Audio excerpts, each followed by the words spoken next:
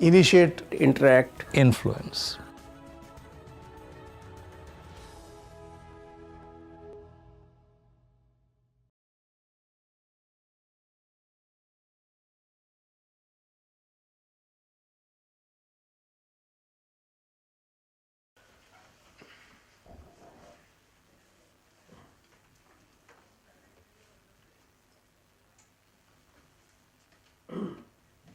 व्यासपीठावर मला मराठी किंवा हिंदी, मराठी जास्त चांगलं बोलू शकतो मी, पण हिंदी पण बोलेल, कारण की माझ्या ज्ञानाची आणि पोटाची पण भाषा आहे. पण हिंदीत पण बोलेल, काही प्रॉब्लेम नाही. व्यासपीठ पे विराजमान सभी मान्यवर, मुझे सिर्फ 15 मिनट दिए गए हैं. स्मिता ने मेरे बहुत सारे भाषण सुने हैं महाराष्ट्र में. मैं एक जस्ट स्टार्ट करूंगा, लेकिन कुछ कोटेशन जो है मेरे पास मराठी में है, वो सिर्फ मैं मराठी में बोलूँगा. अभी आपने यहाँ पे फिल्म देखा, उसमें उनके डॉक्यूमेंटेशन का भी उल्लेख हुआ, माओवाद के यानी माओइज्म के, या उनकी जो घातक माओवादी जो उनका पार्टी है, उनका लश्कर है, उसके बारे में. तो ये जो बहुत सारे लोग सोचते हैं कि अर्बन माओइज्म और रूरल माओइज्म, यह ऐसी व्याख्या ही करना गलत है. माओइज्म एक ही है, पर दोनों एक दूसरे से पूरे तरह मिले हुए हैं, कनेक्टेड है, वेल कनेक्टेड है. सिर्फ ये कैसे कनेक्टेड है, ये मैं आपको 15 मिनट में समझाऊंगा. बाद में जब क्वेश्चन आंसर होंगे तब बहुत सारी बातें हैं मेरे पास, क्योंकि मैं 22 साल जंगल में काम किया, पूरा छत्तीसगढ़, आंध्र, ओडिशा, झारखंड, जितना रेड कॉरिडोर है सब घूमा हूँ. उसके लिए मुझे फेलोशिप मिली थी, इसलिए मेरा घूमना भी हुआ. जो डॉक्यूमेंटेशन का उल्लेख फिल्म में हुआ था, 21 सितंबर 2004 को इनकी पार्टी बनी, यानी जितने भी माओवादी गुट थे वो सब एक हो गए और भारतीय कम्युनिस्ट पार्टी माओवादी ऐसे नाम की पार्टी बनी. इनके अभी तक 5 डॉक्यूमेंट, यानी उनके जो मार्केट में है, यानी जिन लोगों के पास है, वो ऐसे 5 डॉक्यूमेंट है जो उनके यूनिटी कांग्रेस में मंजूर किए वाले हैं. उसमें से 27 जनवरी 2007 का जो डॉक्यूमेंट है उनका, strategy and tactics of Indian revolution. तो इसमें अपन बहुत सारी चीजें देखते हैं कि ये पत्रकार को पकड़ लिया, ये मानवाधिकार के वकील को पकड़ लिया, अभी छत्तीसगढ़ में बहुत चल रहा है, आंध्र के कुछ वकीलों को पकड़ा, ये इनोसेंट है, उनके लिए जेएनयू से आवाज बुलंद होती, उनके लिए दिल्ली से आवाज बुलंद होती, उनके लिए नलिनी सुंदर प्रेस कॉन्फ्रेंस देती, उनके लिए प्रशांत भूषण सुप्रीम कोर्ट जाता कि ये इनोसेंट है, और अपने को भी लगता है कि इनोसेंट है, लेकिन ऐसा नहीं है. ये सब लोग एक कड़ी में जुड़े हुए हैं. ये कैसे जुड़े हुए हैं, इसके पीछे का डॉक्यूमेंट क्या है, वो मैं आपको थोड़ा सा बताऊंगा. ये जो 27 जनवरी 2007 का उनके सीसी ने, यानी सेंट्रल कमेटी ने जो उनका डॉक्यूमेंट रिलीज किया है, उसमें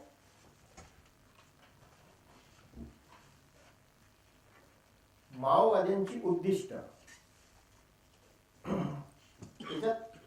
उसके पेज नंबर 5 पे नहीं, उनके चैप्टर 5 में पेज नंबर 26 में वो क्लियर कट ऐसा लिखते हैं की आज अस्तित्वात असलेली राजकीय व्यवस्था, आर्थिक व्यवस्था आणि संपूर्ण सांस्कृतिक व्यवस्था नष्ट करून त्या जागी नवीन माओवादी व्यवस्था स्थापन करणे हे आमचे ध्येय आहे. म्हणजे आज जो अपनी प्रचलित व्यवस्था खड़ी है उसको पूरा नष्ट करके अपनी माओवादी व्यवस्था खड़ी करना. ठीक है, आप करो खड़ी. उसके बाद में आगे लिखते हैं, या उद्दिष्ट प्राप्तीसाठी एक माओवादी लष्कर उभारून युद्धाद्वारे भारतीय लष्कर, पोलीस, संपूर्ण प्रशासन व्यवस्था नष्ट करणे हे आमच्या माओवादी क्रांतीचे मुख्य ध्येय आहे.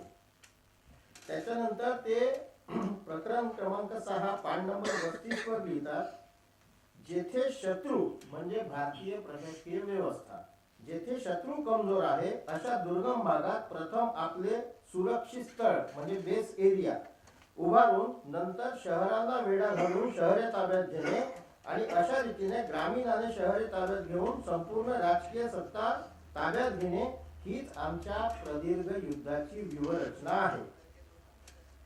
त्याच्यानंतर ते पुढे प्रकरण क्रमांक 11 पान नंबर 96 वर लिहितात, माओवादी पक्ष, माओवादी आणि अनेक माओवादी फ्रंट संघटनांची संयुक्त आघाडी आहे. ये बहुत ही इंपॉर्टेंट है. माओवादी पार्टी, ये माओवादियों का जो लश्कर है पीएलजीए, और इनकी जो फ्रंटल ऑर्गेनाइजेशन है, इनका एक कॉम्बिनेशन है. ये अलग अलग नहीं है. ये जो लोग बोलते हैं कि हम इनोसेंट है वगैरह, ये अलग अलग नहीं है, एक ही है. इनकी संयुक्त आघाडी आहे. आमची 3 हत्यारे आहेत. 3 हत्यारे, त्याला ते मॅजिक वेपन असं नाव देतात. एक पार्टी, दूसरा पीएलजीए त्यांचं लष्कर, आणि तीसरा त्यांच्या फ्रंटल ऑर्गेनाइजेशन, उनकी फ्रंटल ऑर्गेनाइजेशन. ये फ्रंटल ऑर्गेनाइजेशन में काम करने वाले जो लोग हैं, ये माओवादी पार्टी बोलती है कि ये हमारे शस्त्र है. यानी ये जो फ्रंटल ऑर्गेनाइजेशन बाहर जब भी कभी पुलिस कार्रवाई करती है तो बोलते हैं कि हमारा उनसे कोई ताल्लुक नहीं, हम सिर्फ वैचारिक लेवल पे उनसे जुड़े हैं, ऐसा है वैसा है. ऐसा नहीं है.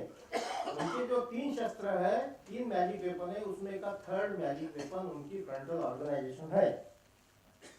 तो इनका काम कैसा है, माओवादी पक्ष हाच लष्कर आणि संयुक्त आघाडीचे म्हणजे फ्रंटल ऑर्गेनायझेशनचे सूत्रसंचालन करेल. माओवादी फ्रंट संघटनांच्या संयुक्त आघाडीबद्दल माओवादी पुढे म्हणतात, कामगार, शेतमजूर, शहरी मध्यमवर्गीय यांना संघटित करून माओवादी संघटना स्थापन केल्या पाहिजे आणि अशा संघटनांची संयुक्त आघाडी केली पाहिजे. त्याच्यानंतर एक शेवटचं पान नंबर 101 वर एक सुंदर वाक्य आहे, युद्ध हे आमच्या संघर्षाचे मुख्य स्वरूप आहे. युद्ध यही हमारा मुख्य स्वरूप है. आणि माओवादी लश्कर यानी पीएलजीए यही हमारी मुख्य संगठना है. जो फ्रंट संगठना चलाते हैं और जो जन आंदोलन करते हैं, उनका काम हमारे लश्कर को मदद करना है.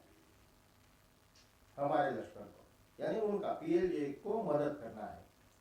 तो ये जो मैंने आपको पढ़ के बताया, इसमें क्लियर कट प्रूव हो जाता कि ये फ्रंटल ऑर्गेनाइजेशन और इनकी पार्टी, इनका लश्कर, ये एक है.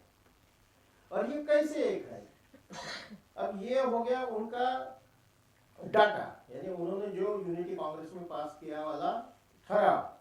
तो ये कैसे एक है उसके बारे में ये सब उनके डॉक्यूमेंट है, इसमें मेरा कुछ भी नहीं है.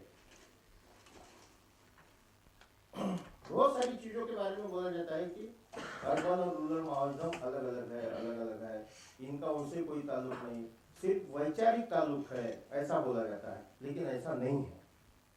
ये जो फ्रंटल ऑर्गेनाइजेशन है, ये और इनके ऊपर कमांड रखने वाले और जो जंगल में बैठे हैं वो गणपति, और उनकी जो भी पॉलिट ब्यूरो मेंबर है और जो सीसी मेंबर है वो, ये सब एक दूसरे से कैसे कनेक्टेड है. ये जो साई बाबा पकड़ा गया था दिल्ली यूनिवर्सिटी का, उसके कंप्यूटर से सीज किया वाला डाटा है. अभी गढ़चिरौली में उसका केस चालू है, फाइनल आर्गुमेंट चालू है, अगले महीने तक उसका रिजल्ट आ जाएगा.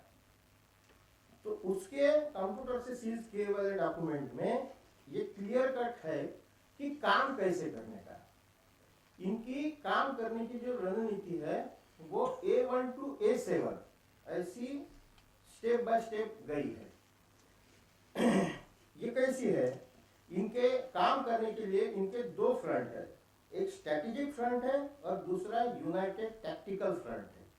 तो ये जो स्ट्रैटेजिक फ्रंट है ये पीएलजीए संभालता है, और जो यूनाइटेड टैक्टिकल फ्रंट है ना, इसमें ये A1 to A7 वाली जितनी भी संगठनाएं है, ये सब A1 to A7 में है. A1 में कौन है? जितनी भी क्रांतिकारी सांस्कृतिक संगठनाएं है वो सब A1 में है. इसमें कबीर कला मंच है. मैं सीधा नाम लेता हूँ, कोई प्रॉब्लम नहीं. इसमें कबीर कला मंच है, रिपब्लिकन पैंथर है. ये कुछ भी बोले कि हमारा इनसे कोई ताल्लुक नहीं, लेकिन ये सब A1 में है. A2 में कौन है? जितनी भी विद्यार्थी संगठनाएं है जितने भी विद्यार्थी संगठन है इन्होंने तैयार की वाली, ये सब A2 में है। A3 में कौन है? A3 में RDF है, रिवोल्यूशनरी डेमोक्रेटिक फ्रंट, जिसको ये सबसे बड़ी उनकी सशस्त्र संगठन थी जिसको साईं बाबा कंट्रोल करता था। और ये RDF पूरे देश में के 221 संगठनों को मिलाकर बनाया गया वाला फ्रंट है, 221। उसके बाद में A4, A5, A6 में महिला, आदिवासी, विस्थापित विरोधी, जो धर्म विरोधी लोग रहते हैं, ये सब इसमें आते हैं। और ये 7 में कौन है? A7 में इनके जितने भी लोग जेल के अंदर हैं उनको वो नक्सलवादी नहीं मानते, उनको वो पॉलिटिकल प्रिजनर मानते हैं, पॉलिटिकल कैदी है हमारे, उनको छुड़ाने के लिए। और लोकशाही हक के नाम से ऐसी बहुत सारी संगठनाएं जो काम करती है। उसके बाद में मानव अधिकार के नाम से जो संगठनाएं काम करती है, कहीं भी आदिवासी मारा गया तो वहां ये मानवाधिकार संगठन नहीं जाएंगी, लेकिन 4 नक्सलवादी मारे गए तो ये मानवाधिकार संगठन वहां जाएंगे, ये क्योंकि इनके लिए काम करते हैं। तो ये सब A7 में है। तो ये सभी संगठनाएं इनका बराबर नेटवर्क है। इनको ये हर एक संगठन को काम करने के लिए उनमें एक कार्यकारी समिति है, और ये सब कार्यकारी समिति ये संगठनों का काम देखती है। उसके बाद इनके ऊपर नजर रखने के लिए एक फ्रैक्शन कोर कमेटी है। ये फ्रैक्शन कोर कमेटी जनरली जो नक्सलाइट अंदर से बूढ़े हो गए, जिनसे वेपन लेके चलना नहीं होता, जिनका जंगल में ज्यादा काम नहीं है, या जिन्होंने बोला है कि मुझे अभी जंगल में नहीं रहना है, मैं जरा बाहर का काम देखता हूँ, तो ये लोग दूसरे नाम से आके सिटी में रहते हैं और इनको ये कंट्रोलिंग का काम दिया जाता है। जैसे अभी पिछले बार 1 साल पहले पूना में एक केरल का आदमी पकड़ा गया, वो हार्डकोर नक्सलाइट था, वो दूसरे नाम से रहता था। डोंबिवली में एक भट्टाचार्य करके पकड़ा गया, वो भी हार्डकोर था। तो ये अलग अलग नाम से ये सारी संगठनों को कंट्रोल करते हैं। अब ये सारी संगठनों को कंट्रोल करते समय कहीं भी इनकी जितनी भी संगठनाएं हैं, ये कोई भी संगठन रजिस्टर्ड नहीं होती, कभी नहीं। ये रजिस्टर्ड इसलिए नहीं होती क्योंकि जिस दिन पुलिस की कार्रवाई हो गई उस दिन वो संगठन वहां से वाइंड अप करने का, वहां का जो सूत्रधार है उसको दूसरी जगह भेजने का, वो दूसरी जगह जाके दूसरी संगठन तैयार करेगा, दूसरी संगठन करके वहां अपना काम नए सिरे से चालू करेगा, लेकिन काम यही करेगा। यानी बहुत सारी प्रकरण में, बहुत सारे इशू में ऐसा देखा गया है कि ये माओइज्म में काम करने वाले बहुत सारे लड़के स्टूडेंट लोगों की संगठन चलाने के लिए हर बार अलग अलग कॉलेजेस में एडमिशन लेते और फेल होते हैं, पास नहीं होते, क्योंकि पास आउट हो जाएंगे तो निकल जाएंगे, तो जानबूझ के फेल होते हैं। यानी यहाँ 2 बार फेल हो गया, वहां से निकला, दूसरे कॉलेज में गया, वहां 2 बार फेल हो गया। इनका काम ही है फेल होना और वहां नई नई संगठन तैयार करना, और इनके अलग अलग नाम है, अलग अलग नाम है। तो ये हो गया उनका, ये ऐसे तरीके से ये काम करते हैं। अब इसके कुछ उदाहरण मैं आपको दूंगा। एक चंद्रपुर गढ़चिरौली में देशभक्ति युवा मंच नाम की संगठन स्थापन हुई थी 2004-5 में 6। अरुण भेलके इसका ये था प्रमोटर था। ये अरुण भेलके अभी जेल में है। ये अरुण भेलके ने बहुत सारे लड़कों को अपने संगठन में लिया। अब देशभक्ति युवा मंच इस नाम से स्थापन हुई वाली संगठन में कौन नहीं जाएगा, बहुत सारे लड़के इसमें गए। इन्होंने एक मासिक निकाला, ये निकाला, लोगों से पैसा लिया, फंक्शन लिए, लेकिन इनको A1 to A7 में बराबर जोड़ा गया। और ये जोड़ने का तरीका भी है। अरुण भेलके ने अगर 100 लोग आइडेंटिफाई किए, अपने संगठन में 100 लोग लिए, तो उसको जो कार्यक्रम ऊपर से दिया गया है वो ऐसा है कि तुम लेवल 1 to लेवल 7 तक सबको रोज ताकते रहो। कैसा कि 100 लड़के हैं, 100 के 100 लोग तो माओइस्ट नहीं बन सकते, तो इसमें के जितने भी तुमको लगता है कि ये गवर्नमेंट के खिलाफ संघर्ष करने के लिए, सिस्टम के खिलाफ संघर्ष करने के लिए काम कर सकते हैं, ऐसे लड़कों को तुम आइडेंटिफाई करते हो। फिर ये 100 में से 70 रह जाते, 70 में से 50 रह जाते, ये सब लेवल बढ़ते जाती। और उसमें के आखिरी में ऐसे रहते हैं जो 5-6 बच जाते हैं, जो हार्डकोर हो जाते हैं। ये हार्डकोर लोगों को फिर काम दिया जाता है। फिर कोई लड़का चाहता है कि मैं शस्त्र नहीं उठाऊंगा लेकिन मैं बाकी काम करूंगा, तो उसको बाकी काम दिया जाता है। जैसे ये देशभक्ति युवा मंच में बहुत सारे ऐसे ग्रेजुएट लड़के थे जिन्होंने इंग्लिश में ग्रेजुएट किया था। ऐसे लड़कों ने कुरियर का काम शुरू किया था। कुरियर का काम कैसा कि बॉम्बे के दादर स्टेशन पे उसको कोई भी आदमी एक आधा बैग दे देगा, उसमें AK-47 रहेंगी। AK-47 को अपन ने पूरा मोड़ के, सर है हमारे, तो ऐसी छोटी सी घड़ी हो जाती है उसकी, वो बैग दे देगा। वो बैग लेके अमरावती तक जाएगा, अमरावती में दूसरा लड़का आएगा, उससे वो बैग लेगा। वो बैग लेके वो चंद्रपुर जाएगा, चंद्रपुर से तीसरा लड़का आएगा, उससे वो बैग लेगा और वो जंगल में पहुंचा देगा। तो ये कुरियर के काम में बहुत सारे लड़के थे। इन लोगों के ऊपर कार्रवाई हुई। इनके घर में से शस्त्र पकड़े गए, बॉम्ब बनाने के साहित्य पकड़े गए, ये सब पकड़ा गया। बाद में क्या हुआ, ये संगठन तुरंत बंद हो गई चंद्रपुर से।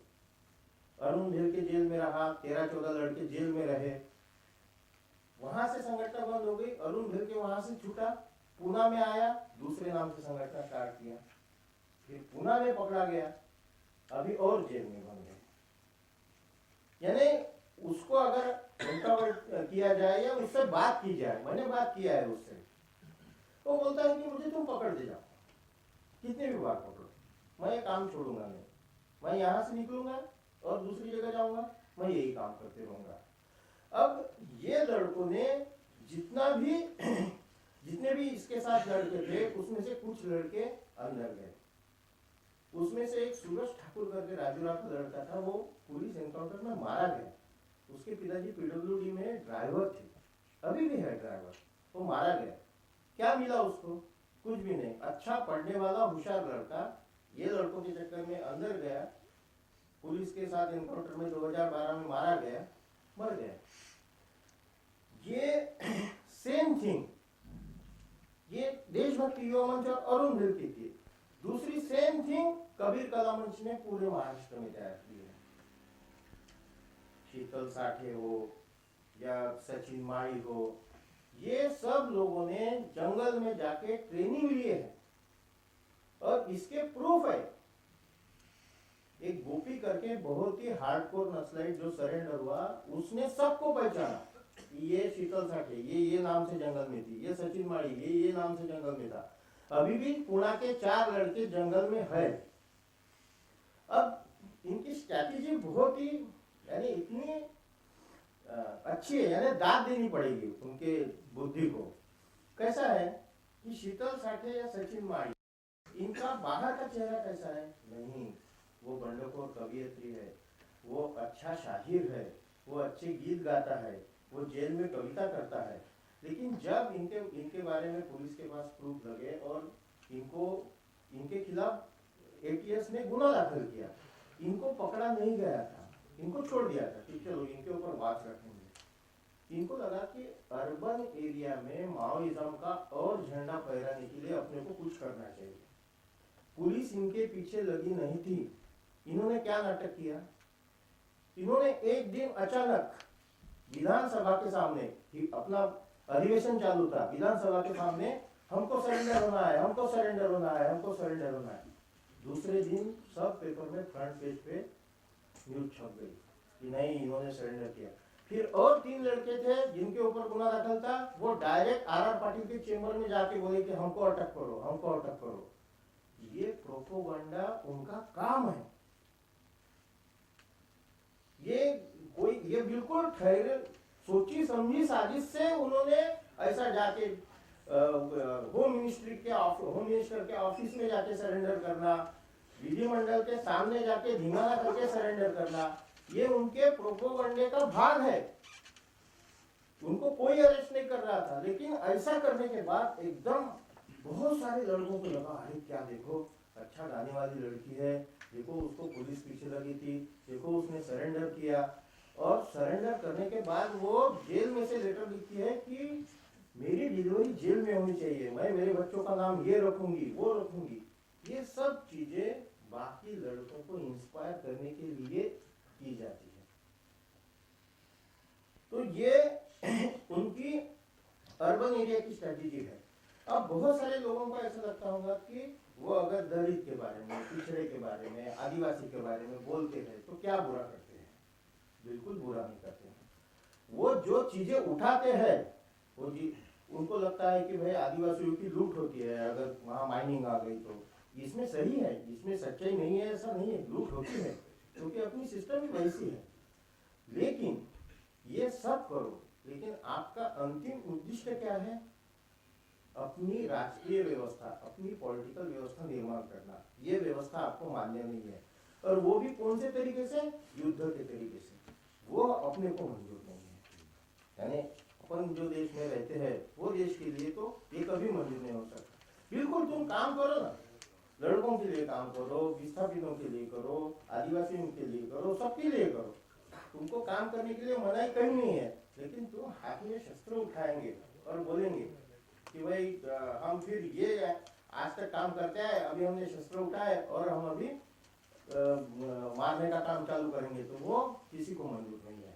ये मैंने बहुत सारे नक्सलाइट लोगों को पूछा कि आपका अंतिम उद्देश्य तो भी बताए। ठीक है, आपको ये डेवलपमेंट की जो सरकार की रचना है वो मान्य नहीं है, तो आपके पास कोई पर्यायी विकास नीति है? वो बताइए। उसमें वो गड़बड़ा जाते हैं। फिर वो जनता सरकार की, वो तालाब की और खेती की, उसमें मैं जाऊंगा नहीं, अगर कोई क्वेश्चन आया तो बाद में बताऊंगा, वो बहुत बड़ा सब्जेक्ट है। लेकिन वो सारी नीति जो है जनता सरकार की वो फेल गई है और वो लोगों को लूटने वाली है, कॉमन लोगों को। तो ये सब इनका जो अंतिम उद्देश्य है, मैंने नक्सलाइट लोगों को पूछा कि भाई ठीक है, वो बोलते हैं कि ये देश के आमदार लूटते हैं, मंत्री लूटते हैं, यहाँ के खासदार लोग लूटते हैं, यहाँ का एडमिनिस्ट्रेटर लूटता है, फिर हम ऐसा थोड़ा सा लूटे तो क्या हुआ? ये सब ठीक है, ये सब लोग लूटते हैं, लेकिन आज तक ये देश का कोई मंत्री, आमदार, खासदार ऐसे बंदूक लेके इसको मार रहा है, उसको मार रहा है, ऐसा नहीं हुआ है ना। ऐसा करने की ताकत तो किसी में नहीं है। तो ये नहीं हुआ है, यहाँ पे वो फिर चुप हो जाते हैं। और हर चीज का जो भी, जहां भी लॉ एंड ऑर्डर का प्रॉब्लम अपन क्रिएट कर सकते हैं, वहां क्रिएट करने का उनका प्लान रहता है। आपको मालूम होगा खैरलांजी भंडारा डिस्ट्रिक्ट में एक हत्याकांड हुआ था। वो खैरलांजी हत्याकांड बहुत ही जघन्य थे, उसकी कोई यही नहीं कर सकता, बहुत ही घिनौना था और दलित और सवर्णों के बीच का था। लेकिन ये झगड़ा हर गांव में रहता है, हर गांव में रहता है, वो गांव में भी था। ये हत्याकांड होने के बाद भंडारा में कुछ नहीं हुआ 20 दिन तक, 1 महीने तक विदर्भ में कुछ नहीं हुआ। नक्सलाइट को लगा कि ये इशू अपने को हैंडल करने के लिए बहुत अच्छा है। उन्होंने क्या किया? उन्होंने पुलिस फोटोग्राफर को पकड़ा। ये ऐसा आदमी होता है जिसके पास विक्टिम के पूरे तरह के फोटो रहते हैं, यानी जो उसमें विक्टिम लड़की थी जो मर गई, मारा गया जिसको, जिसका मर्डर हुआ, वो फोटो उन्होंने उससे 10,000 रुपये लेके लिए और पूरे वेबसाइट पे डाल दिए। 10,000 रुपये में कितने लोग मरे? एक रेलवे जल गई, अमरावती में 2 लोग मरे, नागपुर में 1 लोग मरा, बाद में जितने भी दंगे हुए कितने लोग मर गए। तो ये ऐसी छोटी सी मुंह है, छोटी सी मुंह, कुछ नहीं करना पड़ता भड़काने के लिए। तो ये ऐसा काम करते रहते हैं वो, और कहीं भी ऐसी सिचुएशन क्रिएट करना। अब एक तरफ ये नक्सलाइट जैसे खैरलांजी हो गया, जवखेड़ा हो गया, साखरखेड़ा हो गया, ये जितने भी हत्याकांड के बारे में तुरंत प्रेस नोट निकालते हैं, बोलते हैं, सब करते हैं। लेकिन गढ़चिरौली में पिछले 10 साल में इन्होंने 22 दलितों को मार डाला, पुलिस का खबरेदार बना के। फिर तब कहा जाती है आपकी दल, तब कहा जाता है आपका दलित प्रेम। यही मूवमेंट अपने हर डॉक्यूमेंट में ये बोलती है कि डॉक्टर बाबा साहेब आम्बेडकर की घटना हमें मान्य नहीं है। क्लियर कट है, उनका कहना है कि ये हमको मान्य ही नहीं है। और दूसरे बारे में बोलती है कि भाई अनरेस्ट क्रिएट करो, जितना ज्यादा अनरेस्ट क्रिएट कर सकते हो वो करो, और इनकी जितनी भी फ्रंटल ऑर्गेनाइजेशन है, ये फ्रंटल ऑर्गेनाइजेशन सिर्फ लॉजिस्टिक सपोर्ट नहीं करती अंदर के लोगों को, उनको मैन पावर देती है, उनको बाहर की बहुत सारी चीजें अंदर पहुंचाती है, उनके जो केसेस है वो लड़ती है और सब करती है। और ये लोग, बाहर के लोग ऐसा बोलते हैं कि हम कुछ नहीं कर रहे, हम वो विचारधारा, जो विचारधारा के लोग हैं वो विचारधारा को हम सपोर्ट कर रहे हैं, उनकी हिंसा को हम सपोर्ट नहीं कर रहे। ये सब गलत है। ये साईं बाबा के केस में पूरी तरह से प्रूव हो गया कि ये सब इंटरलिंक है, अंदर से जुड़े हैं, इनको जो बताया गया वही काम करते हैं और ये इनका काम कंटिन्यूशन है। जैसे साईं बाबा को अरेस्ट हो, साईं बाबा अरेस्ट हो गए, अभी बेल पे है, लेकिन साईं बाबा अरेस्ट होने के बाद इनका काम रुका क्या? बिल्कुल नहीं रुका, क्योंकि ये A to A7 जो मैंने आपको बताया सीक्वेंस, ये सीक्वेंस में ये क्लियर कट हर आदमी को अपना अपना काम करना है कि साईं बाबा अंदर गया तो उसकी जगह और किसी ने ली, वो अपना काम कर रहा है। ये ऑर्गेनाइजेशन वैसी की वैसी है, इतना मैं बोलूँगा और इसके बाद देखेंगे क्वेश्चन आंसर।